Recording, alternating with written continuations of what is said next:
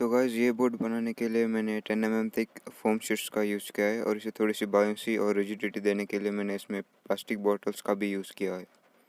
मैंने इसमें 2200 kV की bldc मोटर यूज़ किया है विथ 5045 प्रोपेलर,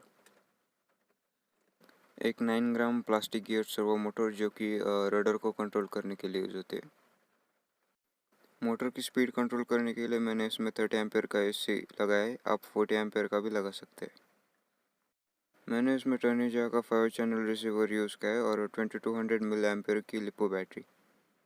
मैंने टर्निजी का 5x5 चैनल ट्रांसमीटर यूज़ किया है, आप कोई भी 2 चैनल वाला या फिर 3 चैनल वाला ट्रांसमीटर यूज़